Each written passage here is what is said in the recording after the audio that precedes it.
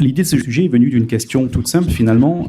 Que fait-on après la sensibilisation ? Lorsque vous avez dépensé des budgets parfois non négligeables pour sensibiliser vos utilisateurs, est-ce qu'il n'est pas possible d'aller plus loin ?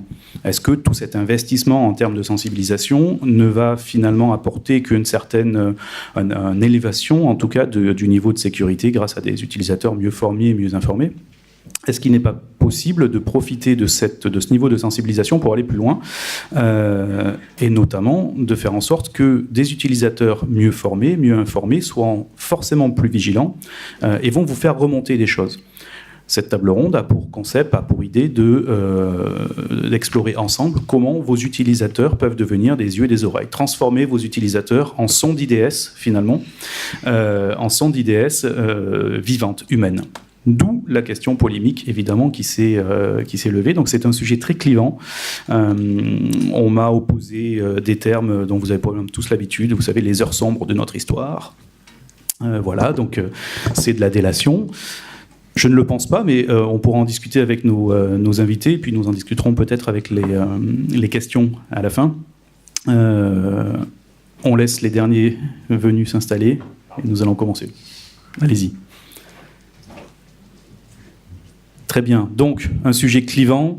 Que fait-on après et au-delà de la sensibilisation ? Peut-on faire de nos utilisateurs des sondes IDS vivantes, des acteurs de leur sécurité, de manière à ce qu'ils soient capables de remonter des informations ? Alors attention, tout ne repose pas sur l'utilisateur, bien sûr, et en outre, même lorsque l'utilisateur s'est transformé grâce à votre magie de RSSI, s'est transformé en sonde IDS vivante, il faut avoir mis en place une structure, une infrastructure nécessaire. Il faut que l'utilisateur ait les moyens de faire remonter ces informations. Il faut que ces informations, on ait les moyens de les centraliser, de les normaliser peut-être, et ensuite de les analyser.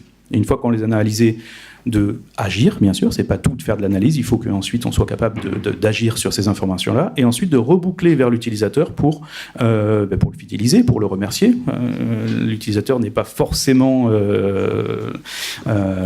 pas un outil pour le coup, et loin de moi cette idée, et donc il faut le remercier et le laisser dans la boucle un peu de manière à avoir un feedback là-dessus. Donc, pour parler de tout ce sujet avec nous, quatre profils de haut vol. Merci. De haut vol et très sympathique pour avoir, encore une fois, répondu à l'appel au dernier moment. Stéphane Tournade du laboratoire Servier. Nicolas Vieillard, RSSI, membre du CESIN. Non, membre du CLUSIF de l'espace RSSI. Ouais. Pardon, le CESIN, le CLUSIF, voilà. Les deux sont là. Ouais. Kevin Edon du groupe L'Occitane et Fabien Malbranc au ministère des Affaires sociales. Voilà, tout le monde est là. Alors, nous parlions de sensibilisation, nous parlions d'aller au-delà de la sensibilisation. Maintenant, quel niveau, selon vous, de sensibilisation est-il nécessaire d'atteindre pour pouvoir commencer à imaginer faire des utilisateurs les yeux et les oreilles de la fonction sécurité ? Jusqu'où doit-on aller pour commencer à utiliser nos utilisateurs comme de vrais capteurs d'information ? Qui se lance ? Bon, j'ai le micro devant moi, donc Nicolas Vieillard, donc je suis RSSI dans un groupe industriel, mais je suis aussi membre actif, je dirais, puisque je suis en charge de l'espace RSSI du CLUSIF qui regroupe 150 RSSI. Donc la première des choses, ta question, c'est finalement, est-ce que on a besoin de continuer à faire de la sensibilisation et à quel niveau de sensibilisation faut-il atteindre ? Évidemment, on a besoin de sensibiliser les collaborateurs, mais je ne pense pas qu'il y ait besoin d'avoir une formation intensive, etc., pour que notre collaborateur devienne, on va dire, un acteur de la cybersécurité. Mon point de vue, c'est que jusqu'à présent, il y avait des discours qui étaient eux aussi clivants, qui étaient le problème se situe entre la chaise et le clavier. Alors, il y en avait certains qui avaient même un langage un peu plus geek en disant le problème, c'est l'interface chaise-clavier. Et de mon point de vue, c'est l'inverse. C'est le collaborateur qui est le dernier rempart. Et au lieu d'un IDS, c'est même un IPS ou un firewall, à mon avis. Et d'ailleurs, si tu permets que je reprenne l'expression « le collaborateur, le dernier rempart », ça peut être aussi, du coup, la première vigie. Et je te rejoins tout à fait dans le sens que on n'est pas obligé d'être à un niveau 200% de sensibilisation pour pouvoir faire ça. En revanche, à mon sens, il y a un critère essentiel, c'est que les collaborateurs, dans le début de la sensibilisation, aient compris les enjeux.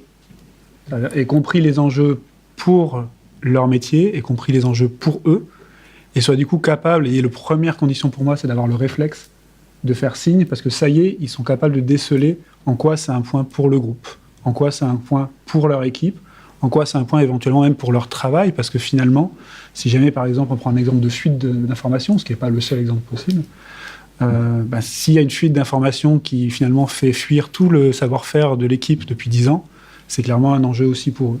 Donc effectivement, ils peuvent être le dernier rempart et la première vigie, du moment qu'ils ont les enjeux en tête et qu'ils ont compris en quoi c'était important. Alors effectivement, c'est un concept intéressant. L'utilisateur est souvent la première vigie, le premier touché.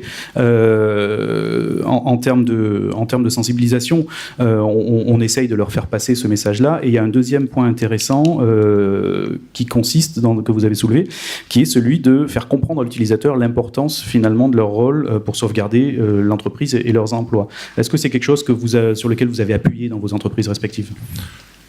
Du coup, moi, j'appuie plutôt pour dire que la sécurité est moteur de performance, qu'il faut arrêter de jouer aux gendarmes et aux voleurs, même si j'ai un petit peu le profil du gendarme, mais je me soigne. Je ne sais pas si vous arrivez, vous, à faire correctement vos sensibilisations. Enfin, faire les sensibilisations, ça pose pas de problème. Mesurer l'efficacité de la sensibilisation, je suis pas sûr que ce soit beaucoup fait dans les structures, qu'elles soient publiques ou privées. Il y a un test qui a fait un petit peu de bruit cette semaine ou la semaine dernière. À Bercy, puisque l'administration bouge aussi. C'est le mois de la cybersécurité. Et du coup, il y a un test de phishing qui a été fait. Et aujourd'hui, à chaque fois qu'on passe un test de phishing, on a en moyenne 30% de réussite. C'est-à-dire 30% de gens qui cliquent sur un lien malveillant, voire même pour les gens qui sont allés un peu plus loin, parce que je suis taquin. La dernière fois que j'ai fait ça, j'ai récupéré aussi des logins mots de passe, puisqu'on avait fait un petit site web qui permettait d'inviter des gens sur une péniche.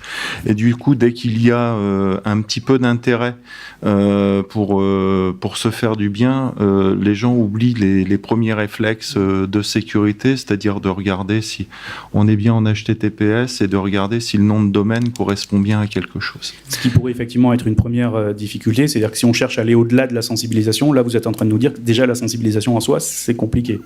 Moi, soit on démarre le débat en pensant que la sensibilisation est faite partout de façon formidable et que nos utilisateurs comprennent exactement vers quoi on cherche à les amener.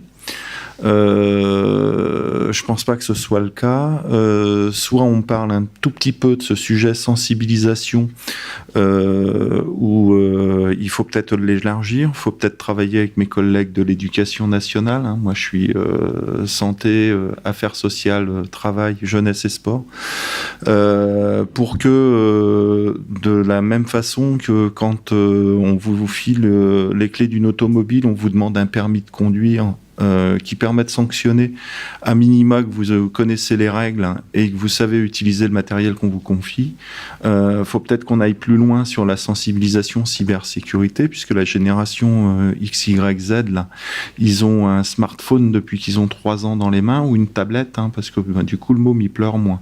Par contre, en démarrant comme ça, on lui apprendra pas forcément ce que c'est qu'un mot de passe, ce que c'est que des éléments de sécurité. Ce qui permettrait finalement, effectivement, d'avoir des utilisateurs qui arrivent dans l'entreprise avec un niveau de sensibilisation un peu plus élevé et donc de pouvoir passer à ce qui vient après plus facilement. En parlant de ce qui vient après, donc qui est le cœur finalement de notre sujet aujourd'hui, ce sujet évoque également, alors évidemment, il faut que les utilisateurs soient conscients au courant de ce qui peut leur arriver, qu'ils puissent remonter des signalements, mais il faut qu'ils aient les moyens techniques et organisationnels de remonter ces signalements. Ça évoque assez rapidement ce qui, dans la fonction publique, dans le public, a été mis en place pour des signalements de passagers dans des trains, le petit numéro SMS pour donner l'alerte en cas d'agression dans la SNCF, notamment mis en place par la SNCF. Certaines villes ont mis en place des petites applications smartphone qui permettent de prendre une photo et d'envoyer ça aux services concernés dans la ville. Est-ce que il vous semble que c'est une solution qui peut être déployée dans l'entreprise ? Si oui, comment ? Et sinon, pourquoi ? Ce que je peux faire en ton expérience de notre entreprise, on a essayé de coupler la sensibilisation au scénario où on pouvait estimer que les outils techniques ne couvraient pas. L'exemple que je vais prendre, je pense qu'il est partagé par un certain nombre d'entre nous, c'est l'arnaque au président. C'est la capacité à faire sortir de l'argent par de l'ingénierie sociale, etc. Et on a considéré, alors je suis très raisonnable sur l'utilisateur clic, je suis un utilisateur, même en relecture de phishing, des fois j'ai des doutes, je les confesse bien à l'aise, c'est compliqué. Donc les IT aussi, et les spécialistes sécurité aussi cliquent, ça je confesse bien volontiers ça. Donc du coup on a essayé d'embarquer les utilisateurs réellement concernés par l'arnaque au président, grosso modo les comptables, financiers, mandataires, payeurs. Et on est allé plus loin avec eux dans les séminaires financiers, avoir des stands et à en effet leur donner un circuit court. Ils ont une capacité de remonter. Alors on a choisi le mail dans notre processus, mais à la moindre suspicion, alors des fois c'est très très énorme donc c'est facile, mais à la suspicion c'est un forward et non pas vers du ticketing standard de support, mais directement vers les équipes sécurité opérationnelle. Et on a constaté de ce mécanisme d'aller plus loin et de mieux faire interagir finalement les cibles réelles, les gens, les payeurs, ceux que l'attaquant va cibler. C'est quelque chose qui pour nous aujourd'hui est plus efficace métriquement parlant que le SIEM, que l'analyse de signal, la détection. Et pour une entreprise comme la mienne qui est dans 140 pays dans le monde, des fois les mandataires c'est un peu compliqué, etc. Et on a eu, là je peux donner ce chiffre, on en est content, donc j'ai pas de mal à le partager. En 4 ans, on a été victime que de 2 arnaques, une à 10 000, une à 3 000. 13 000 euros sur 4 ans par rapport à une pile technologique qu'il aurait fallu monter, etc. Au jour d'aujourd'hui, on a partagé, et avec la direction financière et le COMEX, une satisfaction sur un ROI pratico-pratique, utilisation du bon sens. Alors, en termes de stratégie, c'est super intéressant. Donc là, vous ciblez les victimes potentielles, celles que vous avez identifiées comme étant des victimes potentielles, et vous leur offrez un circuit court de signalement. Donc c'est en 2 axes, cette stratégie. C'est exactement ça. C'est cursus de sensibilisation raffiné et adapté au vocabulaire et avec une internationalisation. L'investissement est fait notamment sur le multilingue pour cette partie-là. On ne traduit pas tout, mais on traduit ça. Aller vers eux dans les séminaires, même à l'international, et en retour, c'est fluide, une fois par semaine à peu près pour donner un métrique. On a les remontées et on peut immédiatement faire toutes nos batteries de blocage et de filtrage. D'accord, alors on a un autre cas de signalement. Je pense que le circuit court, c'est vraiment quelque chose d'important parce que ça crée un lien de proximité avec une équipe qui est identifiée, qui est l'équipe notamment sécurité. Par contre, ça suppose que l'équipe sécurité est vue comme un facilitateur, et pas comme un gendarme, on disait tout à l'heure, par exemple, même si c'est important aussi de les avoir avec nous. Et j'irai au plus du circuit court d'alerte, à mon sens, ce qui est très important, c'est qu'il y a un circuit court de retour. Ça veut dire que malgré toutes nos autres priorités, malgré tous nos autres sujets, quand quelqu'un, notamment d'une équipe métier, dont c'est vraiment pas le travail principal de réagir à ces sujets-là, même si en fait c'est important, prend le temps de nous signaler par le circuit court quelque chose, ça ne peut marcher que si nous-mêmes nous sommes très rapides à répondre. Parfois pas avec tout le détail tout de suite, mais en tout cas en disant c'est bon, j'ai pris en compte, je vais regarder. Et ça permet de créer une confiance qui fait que la fois d'après, la même personne aura encore le réflexe. Et même si c'est positif, même si c'est un faux positif, bien la rassurer en lui disant ok, sur ce coup-là, finalement, c'était légitime, parce que nous on a fait la vérification, on a vu que ça venait quelqu'un d'autre, on a vu avec un collègue que c'était bien un sujet légitime. C'est pas grave, on est aussi là pour vérifier les faux positifs. Moi j'ai des exemples de membres de ma direction qui souvent nous envoient des choses, et finalement, en creusant un peu, on se rend compte que leurs équipes étaient en train de travailler sur le sujet et que c'était normal qu'ils reçoivent ce document. Néanmoins, c'est très bien qu'ils nous l'aient signalé. Ça a pris que quelques minutes ou éventuellement une demi-heure. On est rarement dans l'urgence de la demi-heure sur un document qu'on reçoit par mail. Et ça permet et lui dire, voilà, la prochaine fois, n'hésite pas encore à nous faire signe, parce que celui-là, c'est peut-être un faux positif. Il n'y a aucun lien avec le prochain. Le prochain, ça sera peut-être un vrai positif.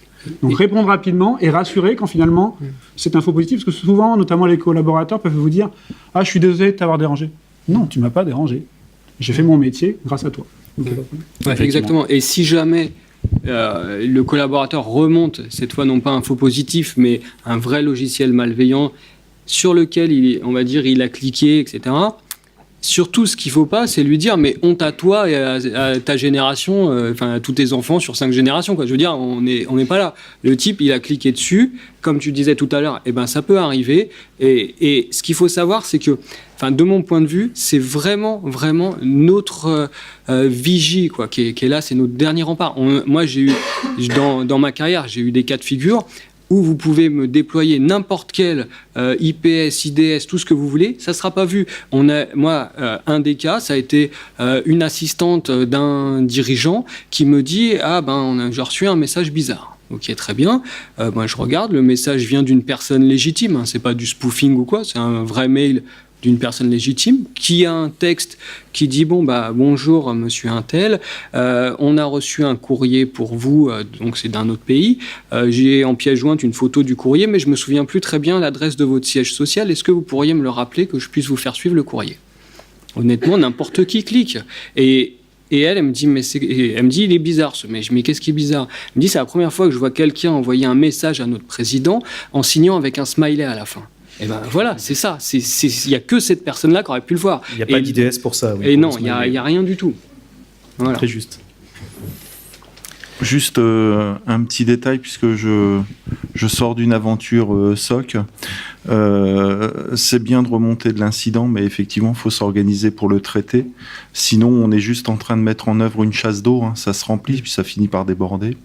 Ça, c'est le premier sujet. Le deuxième sujet, c'est effectivement l'utilisateur. Il ne faut pas le stigmatiser. C'est-à-dire que quand il a cliqué sur un lien qui lui a importé un cryptolocker sur son poste, si on le stigmatise, il ferme son poste, il se barre prendre un café, il dit c'est pas moi. Donc en face de vous... Ça dépend de la nature du lien. Parfois, il le fait de toute façon, oui. Ouais, mais oui, bien sûr. Mais en face de vous, vous avez des panous. Et du coup, tout ça s'organise. Et tout ça s'organise avec les équipes support qui doivent avoir un stock de matériel à disposition pour pouvoir remplacer le PC de l'utilisateur quand le PC de l'utilisateur est compromis ou quand on a un doute sur la compromission de son PC.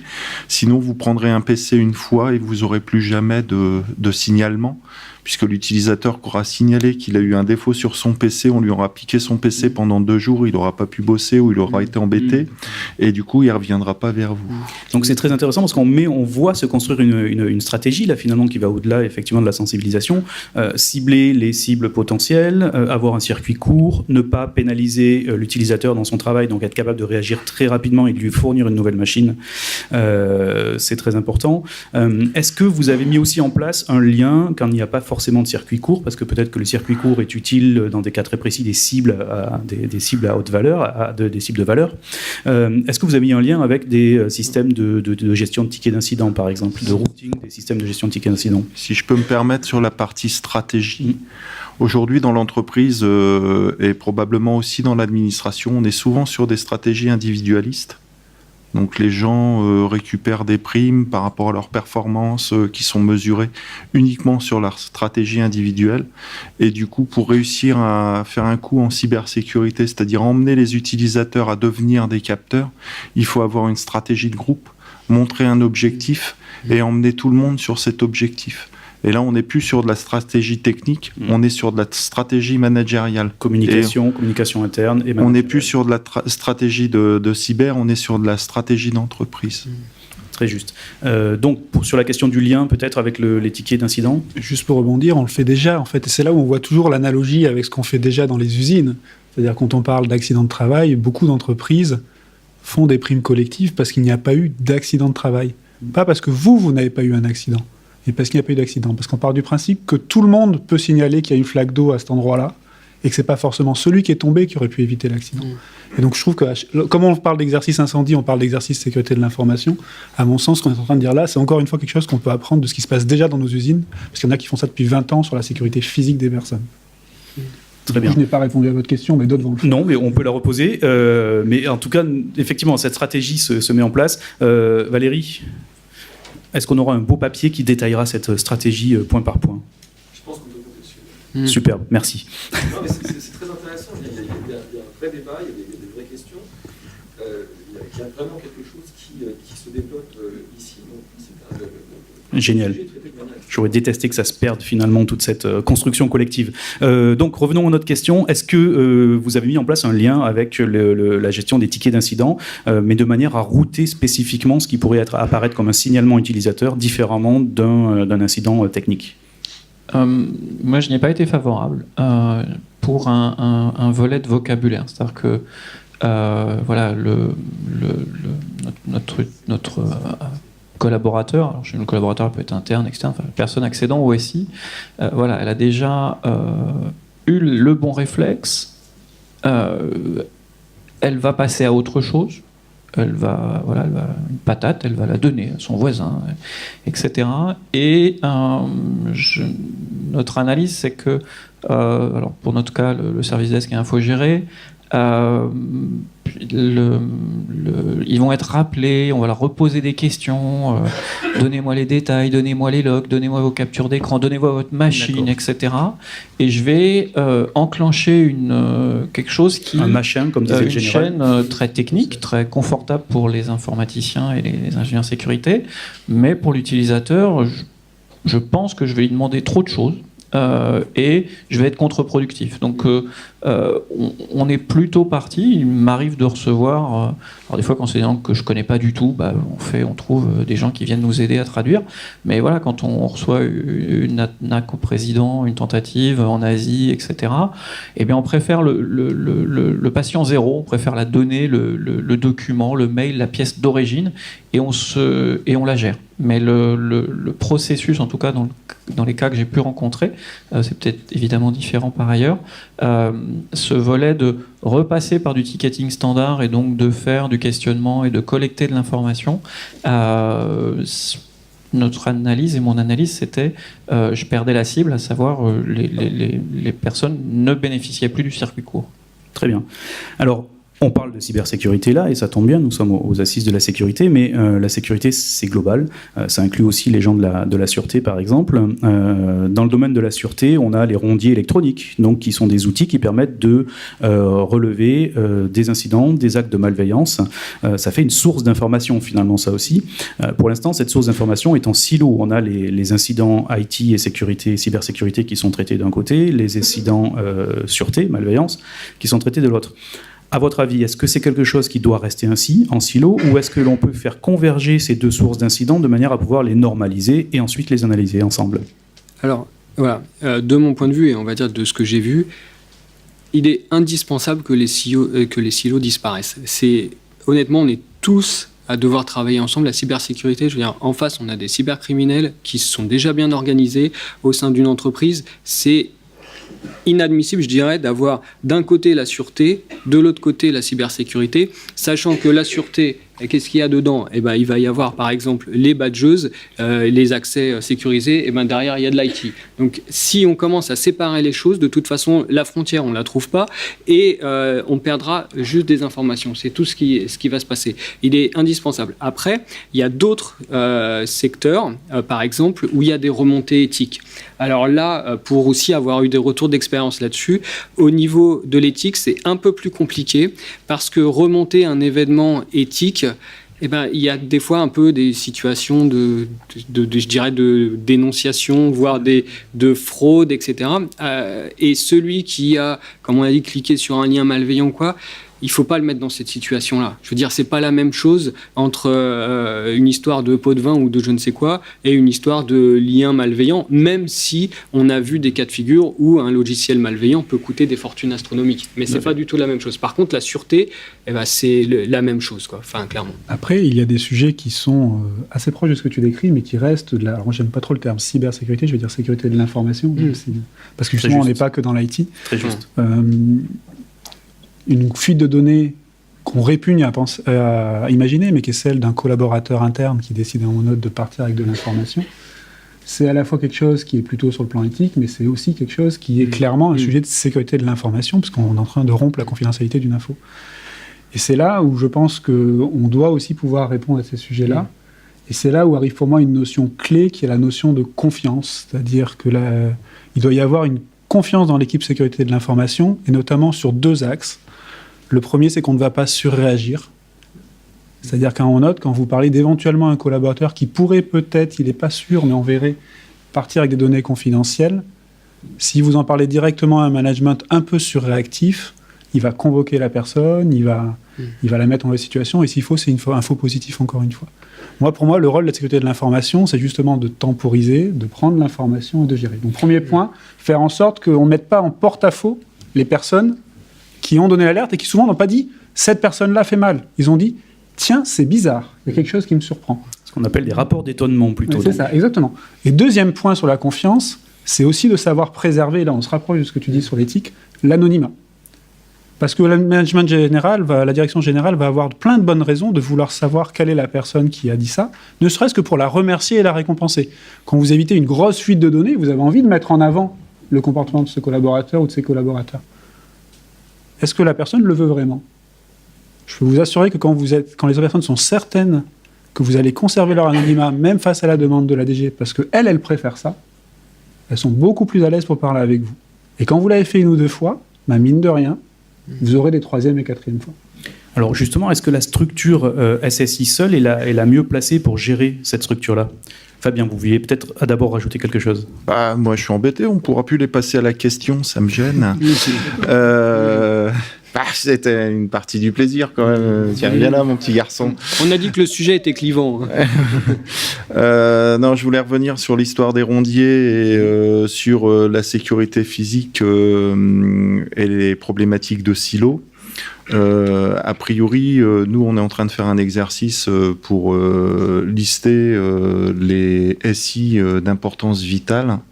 Et vous allez vous marrer. Un ascenseur, parfois, ça peut être un SI d'importance vitale. Une climatisation. Pour vos data centers, c'est un SI d'importance vitale. Et vos clims, elles sont maintenant branchées éventuellement sur le réseau de la DSI. C'était pratique de monter une RJ45 sur le boîtier de clim pour pouvoir le piloter à distance. Et puis comme ça, votre prestataire peut, comme chez Target, venir manager sa clim. Il est un peu sur le réseau de votre data center, c'est ballot. Du coup, il vaut mieux parler de la sécurité de l'information, et l'information, elle est vraiment l'information numérique au sens large. Et oui, il faut aller travailler avec les gens qui font la sécurité physique, parce que les gens qui font la sécurité physique pourront peut-être détecter que, je sais pas, un local, une baie de brassage, tiens, il y a un câble qui a été tiré, la baie de brassage, le local a été forcé. Vos équipes info ou vos équipes de proximité, elles seront peut-être pas aperçues, et de là, vous avez peut-être une fuite d'informations qui s'organise avec un petit routeur Wi-Fi qui traîne, et comme ça, personne ne voit passer les paquets sur votre réseau. Vous prêchez un convaincu. Maintenant, quelle est la structure qui pourrait prendre ça en charge ? Est-ce qu'on est purement sur une structure SSI, mais on voit qu'il y a des axes humains, psychologiques, de confiance, politiques, de sûreté aussi. Donc, quelle est selon vous la structure la plus à même de prendre en compte ces signalements et de les traiter ? Alors, si je peux. Vas-y. Merci. L'autre expérience qu'on peut faire, je pense que sans être des silos, il y a quand même des spécialités. Et les gens de la sûreté, je pense, sont des gens qui font bien leur travail. Donc maintenant, c'est comment on partage, comment on met en commun. On a pris une partie, par exemple. Alors, c'est limité à un peu de personnes dans la filière SSI, mais typiquement sur la main courante qui a été numérisée, où l'huissier, les rondes, etc. font les indications. On est en numérique, on est sur des systèmes 24/7. Il n'y avait rien d'aberrant technologiquement à dire, ça peut être aussi un signal. Donc aujourd'hui, ça ne remonte pas au ciel, mais ça remonte typiquement sur des locaux techniques, etc. Rien n'empêche de recevoir comme le patron de la sûreté va recevoir au même moment que finalement le bénéficiaire du lieu, la DSI ou dans notre cas, sur le data center ou sur les locaux techniques, et le même niveau d'information. Déjà parce que des fois, la DSI a peut-être aussi à faire un petit peu de ménage dans ses process et à envoyer quelqu'un hors standard et saura tout de suite que c'est un faux positif. Mais voilà, c'est quelque chose. je pense qu'on n'est pas dans une information qui mérite d'être gardée dans un silo. Et quand on en a discuté avec les gens de la sûreté, les facilities, au contraire, ils étaient là, bah non, c'est à votre disposition. Par contre, évidemment, c'est dans un cercle restreint de confiance, mais c'est une information de plus à valoriser. D'accord, donc là, il n'y a pas de structure particulière, mais en revanche, on duplique l'information à toutes les personnes d'intérêt, finalement. Je pense que cette notion de structure de confiance, le cercle restreint de confiance, elle est vraie. Je pense qu'on va pas fusionner nos équipes legal, audit interne, gestion des risques, éthique éventuellement. Par contre, savoir qu'on sait se parler très vite, dès qu'on sent que ça peut aussi intéresser le voisin, sachant qu'on peut se passer de l'information, finalement, on crée une structure. C'est juste qu'elle est virtuelle, elle n'est pas dans le même bureau, virtuelle. Mais elle existe et on travaille ensemble. Ouais, c'est ça, c'est une structure de confiance et des fois, il peut remonter au RSSI des choses qui sont plutôt liées à la sûreté parce qu'on est plus connu de cette personne qui a détecté la chose et inversement, des personnes qui sont proches de la sûreté peuvent identifier des choses qui seraient plutôt liées à la cybersécurité. Mais on ne va pas demander au collaborateur qui signale de faire l'analyse lui-même pendant des heures à nous dire « Ah non, désolé, c'est pas le bon guichet, il faut aller reprendre un ticket et aller ailleurs. » C'est pas gérable. Alors, si, dans l'idéal, imaginons que vous ayez des budgets illimités sur ce projet-là, qu'est-ce qui vous ferait rêver comme outil de remontée d'informations à mettre à la disposition de vos utilisateurs ? Faire développer une appli pour smartphone, leur donner à tous des petits talkie-walkie avec un badge, comment ça se passerait ? Qu'est-ce qui vous ferait rêver ? Il n'y a pas besoin, ils ont déjà WhatsApp. Voilà. Ou Slack. En fait, ce qui serait intéressant, peut-être une sorte de numéro unique comme on a avec le 112 qui va rerouter. Parce qu'avant, je sais pas, les gens appelaient beaucoup les pompiers, mais c'était pas forcément du registre des pompiers. Mais si la personne appelle les pompiers directement, peut-être qu'il réorientera vers le SAMU ou les polices. Je vais détourner une fois de plus la question. Là, c'est mon côté réserviste gendarmerie qui va parler. Je vais parler plutôt de la collecte du renseignement, parce que c'est une structure importante. Alors, mais c'est le sujet, exactement. Et clairement, pour moi, ce qui est important, là, désolé, je pastiche mes camarades d'actifs, mais c'est le maillage territorial. Est-ce qu'on arrive à faire, moi ça serait mon rêve, en fait c'est un SRT dans l'entreprise. Est-ce qu'on arrive à faire que sur chaque lieu, entre guillemets, de l'entreprise, sur chaque équipe, il y ait au moins une personne qui soit capable de capter ce genre de sujet parce qu'elle est un peu plus sensibilisée, par la sensibilisation classique ou par de la formation un peu plus dédiée. Et est-ce qu'on arrive du coup à avoir suffisamment de points de captation pour capter, et là encore une fois, j'en parle avec un camarade d'active, les signaux faibles, finalement on est en train de dire ça. Et finalement, moi mon rêve il est plutôt là, indépendamment de la structure technique pour traiter le renseignement derrière, le plus important c'est de pouvoir le capter, et ça c'est le plus important. Le capter et le traiter derrière, justement comme tu disais, en remerciant les personnes, etc., qu'il n'y ait pas finalement de latence en disant j'envoie telle information parce que c'est un peu bizarre, et puis au bout de 3 mois, il n'y a toujours pas de retour. Enfin, et là aussi, comme les forces de sûreté, c'est-à-dire quand il y a un renseignement qui est donné, c'est parce qu'il y a une relation de confiance d'une part, exactement. Et que ça s'est bien passé après d'autre part. Exactement. Très bien. Fabien, oui, pardon. Du coup, ça veut juste dire qu'il faut accentuer notre sensibilisation sur des personnes comme peuvent le faire les pompiers, puisque ils ont des responsables d'évacuation avec des serre-fils, et que du coup, ça marche assez bien. Ils font des exercices réguliers, mais ils font ça parce qu'il y a une réglementation autour, donc il y a peut-être quelque chose à regarder de ce côté-là. Et puis, effectivement, pour le maillage de proximité, ça permettrait probablement d'avoir plus de remontées. Après, je rappelle que les outils de ticketing qui sont utilisés aujourd'hui pour faire de la production informatique, c'est des outils de ticketing qui ne permettent pas de garantir le respect du besoin d'en connaître. Et sur certains sujets de cybersécurité, si vous n'avez pas le respect du besoin d'en connaître, vous pouvez éventuellement mettre au courant votre indélicat du fait qu'il a été détecté. Et après, on peut travailler sur les postures à prendre, sur l'art de la guerre, sur ce que vous voulez, mais vous discutez avec un indélicat à qui vous donnez l'information qu'il est repérée. Très bien. Donc nous sommes dans la phase de captation et après la phase de captation, il y a une phase d'analyse. On ne va pas forcément entrer dans le détail de cette phase-là. L'analyse, c'est compliqué. En revanche, est-ce que, puisqu'on nous parlons de structure, est-ce que cette analyse n'est pas un goulet d'étranglement finalement? Est-ce que vous pensez que avoir autant d'informations remontées demanderait des ressources beaucoup trop lourdes et nombreuses pour en tirer une analyse, une information actionnable? On fera de l'intelligence artificielle. Magique. On l'a pas trop entendu cette année, je pense, comme terme. Mais c'est pour ça qu'il y a toujours 2 étapes. Mais c'est un peu comme quand vous montez un SOC. Hein. C'est-à-dire qu'au départ, le SOC, il vous remonte plein de choses. Bon, vous triez les faux positifs, mais au bout d'un moment, vous n'êtes pas en mesure de tout gérer. Mais le fait de savoir que ça existe, ça permet de parler de la situation réelle et pas d'un risque hypothétique. Ça permet éventuellement, justement, d'avoir des moyens complémentaires. Parce que maintenant, vous pouvez dire explicitement, regardez, j'ai tout ça et je n'ai pu en traiter que 10%. C'est beaucoup plus facile de présenter ça que de dire au tout début, je vais mettre en place une procédure de remontée d'escalade, d'incident, au sens qu'on vient d'utiliser depuis tout à l'heure. Il me faudrait 5 personnes pour traiter. Enfin, moi, je suis parti de la direction, quelqu'un qui propose ça, je lui dirais jamais oui. Par contre, quelqu'un qui me dit, regarde, on a commencé, voilà tout ce qu'on capte, on n'est plus en mesure d'eux, mais tu vois ce qu'on a touché, c'est important. Là, on peut commencer à en parler très sérieusement. Très juste. On peut le faire en 2 temps. Donc, passons cette étape d'analyse. Une fois que le produit de l'analyse est là, l'étape suivante, c'est d'adresser cette information à la bonne personne au bon moment qui pourra agir dessus. Est-ce que c'est quelque chose que vous avez fait? Est-ce que vous arrivez à router les informations au bon destinataire au bon moment? Et comment vous êtes organisé pour le faire?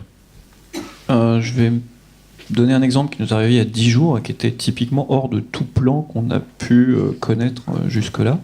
On a choisi de s'implanter dans un pays où on n'était pas et une entreprise a choisi de faire du faux recrutement à l'embauche avant qu'on ouvre pour, grosso modo, le scénario, on a mis du temps à le comprendre, voler de l'argent aux gens qui se faisaient recruter en leur faisant acheter par avance des packages de billets d'avion. C'est du pur cyber, ça se passe par mail, ça se passe par entretien Skype avec quelqu'un qui se fait passer par pour notre DRH, ça déclare des noms de domaine approchant dans des pays où nous ne sommes pas, sur un nom de marque qu'on n'utilise pas. C'est du full cyber et pourtant, on ne peut pas le faire sans être en équipe. Donc du coup, alors je le confesse, c'est très ad hoc, c'est très réactif. En l'occurrence, c'était le droit des contrats qu'a reçu de nos avocats américains. On ne comprend pas entre l'Amérique et l'Australie, ça se passe bizarrement en ce moment.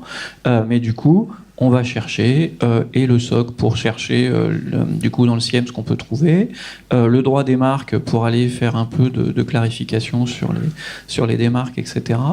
Et c'est vrai que ce volet au moins porter ce témoignage que ça fonctionne bien. Ça fonctionne bien parce que comme on a un risque d'image d'entreprise, les gens se mobilisent. On m'a trouvé, j'ai été le premier à appeler. On m'a dit, bah écoute, ça a l'air d'être très informatique, donc est-ce que tu peux nous aider? Et très vite, j'ai plutôt redispatché vers les bons acteurs. Mais c'est vrai que sur des attaques comme ça, où on n'a aucune sonde. Hein. Moi, je ne sais pas faire des sondes sur des sociétés qui ne m'appartiennent pas et qui usurpent mon identité et qui volent des tiers que je ne connais pas.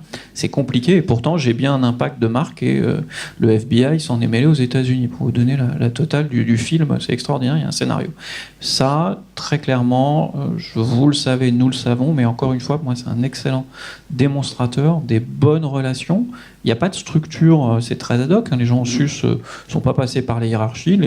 Les personnes responsables à leur niveau sont assis autour d'une table et on est repassé avec un leader en sécurité opérationnelle pour le suivi. Mais voilà, on est sur des choses où, très clairement, sans une interaction, voilà, on n'est plus du tout dans enfin, le lead n'est pas technique, le lead il est organisationnel, bonne pratique, gros bon sens, le GBS comme on l'applique beaucoup, et ça c'est important pour en tour d'expérience, je pense.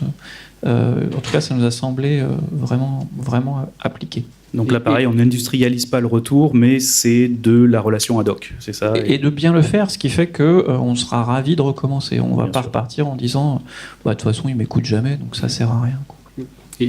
Et ce besoin, et je veux dire, ce souhait de travailler tous ensemble, quoi. C'est-à-dire qu'il peut arriver, on est tous dans des groupes qui sont gigantesques, que l'entité touchée, on ne connaisse pas des personnes dedans. Mais c'est pas grave, on va réussir à trouver rapidement parce qu'on a tous compris qu'on est dans le même bateau. Et ça, c'est vraiment une culture, je dirais, d'entreprise, mais qui va même au-delà de l'entreprise parce que dans des groupes de travail, on va aussi travailler avec des personnes qui peuvent être considérées comme des concurrents, mais sur le volet cyber, ils ne le seront pas parce qu'on est tous pareils. Donc finalement, on voit qu'on part de la sensibilisation, mais on débouche très rapidement sur la culture sécurité en fait. Donc la sensibilisation, c'est au-delà de ça, c'est la culture sécurité de l'ensemble du groupe, y compris donc de ses dirigeants, y compris des gens qui sont à des postes particuliers qui n'ont pas de lien avec la sécurité, être capable de travailler et de réfléchir ensemble et de communiquer très rapidement.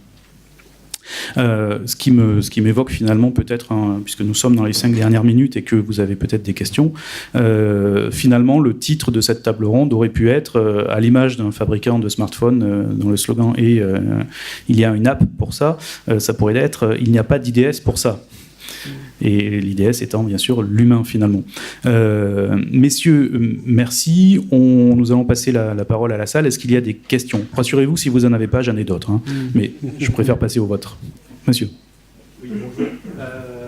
Laurent Benoît, Néopost. J'ai une question toute simple. Comment vous avez traité... Parce que c'est bien de dire qu'on va demander aux gens de nous alerter, et c'est des vigies.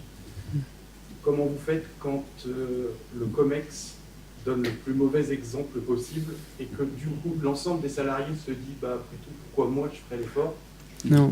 alors que finalement mon DRH groupe il stocke ses données sur une Dropbox perso avec un mot de passe à 2 caractères. Je dirais déjà le COMEX fait de moins en moins n'importe quoi. Il est aujourd'hui le volet cyber, il va chez eux. On a vu des sociétés pour lesquelles ça a été chiffré à plusieurs centaines de millions d'euros les derniers événements. Donc aujourd'hui, il y a une vraie prise en compte et certains membres des COMEX peuvent aussi nous remonter des choses étranges. Je veux dire, il y aura, mais pas qu'aux membres du COMEX, il y aura des développeurs qui pleureront toute la journée pour vous dire il faut que je sois admin, parce que si je suis pas admin, tous les autres collègues vont se foutre de ma gueule. Voilà. Donc c'est ça, c'est ce monde-là. Ça, c'est la réalité. Mais de l'autre côté, oui, mais on a des règles, mais bon, des fois, les développeurs sont... voilà. Donc, voilà, mais... Voilà, toutes ces choses-là. Après, évidemment, on est dans la vraie vie et c'est pour ça qu'on a des outils de cybersécurité pour nous protéger. Je compléterais. Je dirais que, au moins, nos dirigeants, ce sont des leaders. Le leader, il aime bien avoir le dernier truc à la mode. Donc, du coup, c'est pas grave. Moi, je lui paye. C'est pas le sujet. Par contre, j'essaye de lui amener. Et le deuxième point, c'est quand même souvent la messagerie chez eux. Donc, ils sont... on peut très bien, moi je l'ai obtenu, le droit, non pas du contenu, mais de recevoir leur alerting sur la protection de leur messagerie. Donc du coup, ils s'autodisciplinent, ils veulent pas me voir. Je suis pas méchant, mais ils seraient gênés que je leur amène, patron, qu'est-ce que tu fais ? Voilà, c'est donc pas essayer de leur faire utiliser quelque chose dont ils ne veulent pas, et leur appliquer les mêmes règles et accéder et être le Sherpa poli, mais le Sherpa quand même, patron, ça va pas. Permettez-moi juste aussi de reprendre la phrase du départ qui était on leur demande de nous avertir. Très sincèrement, moi je leur demande pas de nous avertir. Je leur dis juste, s'il y a un truc qui risque de tout casser chez toi, tu sais que je suis là. Donc je suis pas en train de leur demander. Et du coup, peu importe ce que fait le COMEX, même si, comme tu le dis, c'est de moins en moins le cas, ce qu'on vient de se dire, mais c'est encore parfois le cas malgré tout, ils sont pas là pour faire plaisir à la boîte. C'est juste qu'à un note, ils ont un intérêt direct à faire en sorte que ça se passe mieux, parce que c'est par rapport à leur métier. Et nous, on a la chance, en tout cas dans le groupe L'Occitane, d'avoir des collaborateurs hyper engagés sur leur métier. Indépendamment de ce qu'ils peuvent penser ou pas en note d'un manager, d'un directeur ou autre, ils sont hyper engagés. Et donc, s'ils savent que nous, on peut les aider, parce qu'en note, ils ont un risque sur leur métier, ils nous francinent. Donc, c'est pas nous qui leur demandons. On leur dit juste, on est là si tu as besoin. Et c'est comme ça que ça marche. Alors, j'aime beaucoup cette option de recevoir directement l'alerting vous-même de la boîte du patron. C'est une très bonne idée. Pardon, Fabien. Moi, j'hésite en fait entre l'article 1 et l'article 2. Et l'article 1, c'est le chef a toujours raison, et l'article 2, si le chef a tort, se référer à l'article 1. Cela dit, si vous avez un souci avec votre COMEX, c'est peut-être juste pour reboucler par rapport au début de la discussion, juste un petit problème de sensibilisation, donc ça doit pouvoir se régler facile. Oui. Je sais pas, hein, moi. Un de mes indicateurs, c'était les mots de passe les credentials qui respectaient pas la politique de renouvellement de mots de passe. Donc c'est assez facile à ressortir l'indicateur sur un Active Directory. Et j'ai un membre du COMEX qui a ressorti tout seul avec il avait juste demandé à ce que son mot de passe n'expire jamais. C'est chiant, quoi. Très bien. Une autre question peut-être? Non, vous êtes particulièrement discipliné puisqu'il est pile poil 45. Parfait. Je pense que nous avons le record de la table ronde qui finit le mieux à l'heure aujourd'hui. Merci à vous quatre.